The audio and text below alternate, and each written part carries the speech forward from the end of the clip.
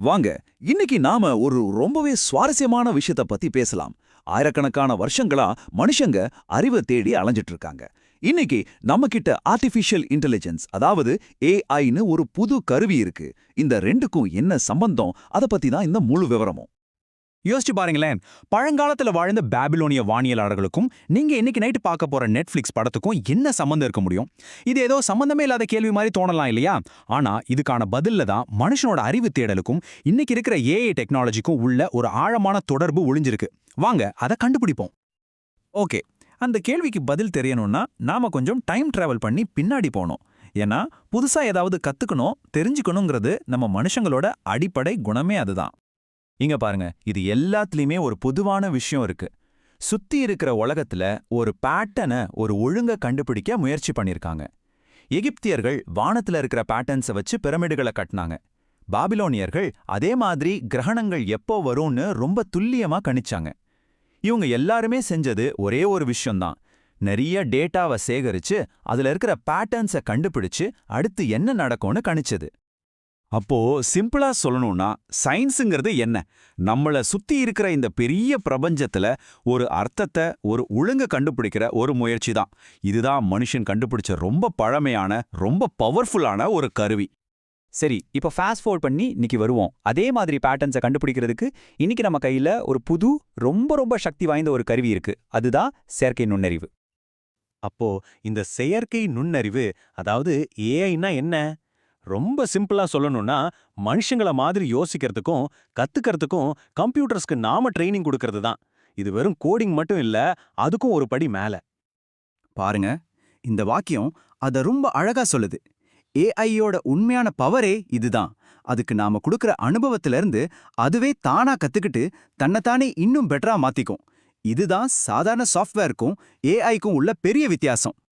Okay, machines எப்படி think பண்ணுது? இது ஒரு பெரிய மர்ம மாதிரி தெரியலாம். ஆனா வாங்க இத சிம்பிளா உடைச்சு பார்க்கலாம். எப்படி கத்துக்குதுங்கிறத நம்ம ஒரு சமையல் குறிப்பு மாதிரி பார்க்கலாம். ஓகேவா? ஸ்டெப் 1, முதல்ல தேவையான பொருட்கள், அதாவது அம்சமா டேட்டா. ஸ்டெப் 2, அடுத்து செய்முறை, அதாவது அல்காரிதம்ஸ். ஸ்டெப் 3, இந்த செய்முறையை வச்சு ஏஐ அந்த டேட்டாக்குள்ள இருக்கிற பேட்டர்ன்ஸை கத்துக்கிடும். ஃபைனல் ஸ்டெப், கடைசியா அது கத்துக்கிட்டதை வச்சு ஒரு முடிவெடுக்கும், இல்லனா ஒரு கணிப்பு சொல்லும். அவ்வளோதான். இன்னைக்கு நம்ம பார்க்குற ஏஐக்கு பின்னாடி இந்த 4 முக்கியமான டெக்னாலஜிஸ் தான் இருக்கு. மெஷின் லேர்னிங் தான் இதோட பேஸ்மெண்ட், அதாவது டேட்டால இருந்து தானா கத்துக்கிறது. டீப் லேர்னிங் நம்ம மூளை மாதிரி ரொம்ப சிக்கலான விஷயங்களை கூட புரிஞ்சுக்க உதவும். அடுத்து நேச்சுரல் லாங்குவேஜ் ப்ராசஸிங், அதாவது NLP. இது மெஷின்ஸ்க்கு நம்ம மொழியை, அதாவது தமிழ், இங்கிலீஷ் எல்லாம் புரிய வைக்குது. கடைசியா கம்ப்யூட்டர் விஷன். இது மெஷின்ஸை ஃபோட்டோஸையும் வீடியோஸையும் பார்த்து புரிஞ்சுக்க வைக்குது. சரி, இதெல்லாம் கேட்கறதுக்கு ஏதோ பெரிய டெக்னாலஜி மாதிரி இருக்கலாம். ஆனா உண்மை என்னன்னா, இது ஏற்கனவே நம்மள சுத்தி நம்ம டெய்லி லைஃப்ல இருக்கு. எங்கன்னு பார்க்கலாமா? நீங்க உங்க போன்ல சிரியோடையோ இல்ல கூகுள் அசிஸ்டன்ட் கிட்டயோ பேசுறீங்க இல்லையா? அப்போ நீங்க ஒரு ஏஐ கூட தான் பேசிட்டு இருக்கீங்க. இது டெக்னாலஜிய ரொம்ப இயல்பா நம்மளோட ஒன்றிணைக்க வைக்குது. ஞாபகம் இருக்கா? ஆரம்பத்துல ஒரு கேள்வி கேட்டோம். பாபிலோனியர்களுக்கும் உங்க நெட்ஃபிளிக்ஸுக்கும் என்ன சம்பந்தம்னு. இதோ அதுக்கான பதில் இங்க தான் இருக்கு. பாபிலோனியர்கள் வானத்துல பேட்டர்ன்ஸை கண்டுபிடிச்ச மாதிரி நெட்ஃபிளிக்ஸ்ல இருக்கிற ஏஐ நீங்க பார்க்குற படங்களோட பேட்டர்னை கத்துக்கிட்டு அடுத்து உங்களுக்கு என்ன பிடிக்கும்னு கணிக்குது. பாத்தீங்களா? ரெண்டுமே ஒரே மாதிரி கணிப்பு தான். இது வெறும் என்டர்டெயின்மெண்ட்டோட நிக்கல. இதை விட ரொம்ப முக்கியமான இடங்கள்லயும் ஏஐ இருக்கு.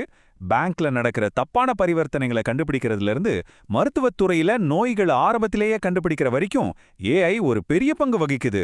இதோட தாக்கம் ரொம்ப பரந்தது. சரி, இப்போ கடைசியா ஏஐயோட ஃபியூச்சர் என்னன்னு ஒரு பார்வை பார்க்கலாம். இன்னைக்கு நம்ம கிட்ட என்ன இருக்கு, எதிர்காலத்துல என்ன வரலாம்னு புரிச்சு பார்க்கறது ரொம்ப முக்கியம். இன்னைக்கு நம்ம கிட்ட இருக்கிற பெரும்பாலான ஏஐ குறுகிய ஏஐ தான். அது ஒரு செஸ் பிளேயர் மாதிரி. செஸ் ஆடுறதுல அது நம்மளை விட பல மடங்கு பெட்டரா இருக்கும். ஆனா அதால செஸ் தவிர வேற எதுவும் பண்ண முடியாது. ஆனா விஞ்ஞானிகளோட கனவு என்னன்னா பொது ஏஐ. இது ஒரு மனுஷன மாதிரி செஸ்ஸும் ஆடும், கவிதையும் எழுதுவோம், சயின்ஸ் ரிசர்ச்சும் பண்ணும். ஆனா அந்த நிலை இன்னும் தியரியில தான் இருக்கு. அப்போ நாம ஆரம்பிச்ச இடத்துக்கே திரும்பி வந்துட்டோம். அறிவை தேடுற நம்ம மனுஷங்களோட இந்த பெரிய பயணத்துல இப்போ நம்ம கையில ஒரு புது சக்தி கிடைச்சிருக்கு. கத்துக்கக்கூடிய மிஷின்ஸை நாம உருவாக்கிட்டோம். இப்போ நம்ம முன்னாடி இருக்கிற மிகப்பெரிய கேள்வி இதுதான். அடுத்து நாம அதுக்கு என்ன கத்துக் கொடுக்க போறோம்?